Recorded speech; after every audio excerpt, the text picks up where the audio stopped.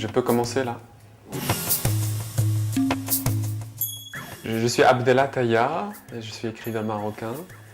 Même si j'ai beaucoup de problèmes à me considérer comme un écrivain, aujourd'hui je suis à Saragosse parce qu'on m'attribue un prix, Premio Calamo, et je suis obligé ce soir de me prendre un petit peu au sérieux et de me considérer comme un écrivain. Rien ne l'infirmait non plus. J'avais peur, mais heureusement, ce que j'ai découvert dans les lettres, écrites en arabe, était riche. Mon livre, Mon Maroc, a été écrit à la fois pour en faire un livre, mais en même temps pour m'accompagner en fait dans ce que je vivais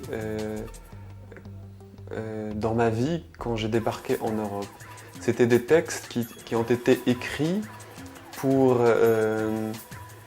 traduire au sens propre ce que je vivais à mon arrivée en Suisse et ensuite à Paris. Malika había aceptado sacrificarse por los demás. Trabajaba no para ella, sino para toda la familia, para el cordero de Aïd el-Kébir. Ces remarques n'allaient pas loin. On sentait toutefois qu'elle prenait soudain conscience de sa beauté, de son corps. Elle en était heureuse. Plus tard, ce corps deviendra une arme. Les souvenirs du Maroc, les souvenirs de mon enfance et de mon adolescence qui me revenaient, il fallait que je les transforme en littérature, que je les mette sur le papier. C'était une nécessité intérieure, mais aussi c'était une façon aussi de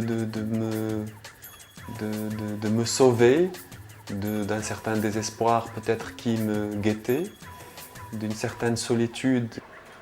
Toutes lui souhaitaient bonne chance, priaient pour elle et pour son avenir qui s'annonçait bien sûr radieux puisqu'elle était à présent loin de la crise, loin de la pauvreté terrible.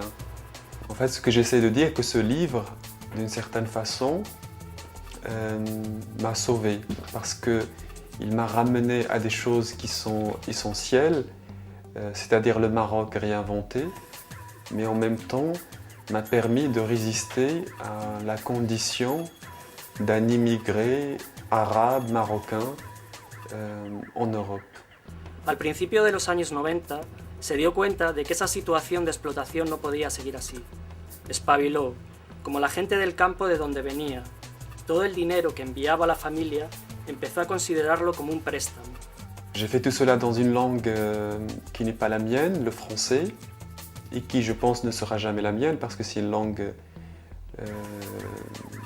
de la séparation entre les riches et les pauvres au Maroc.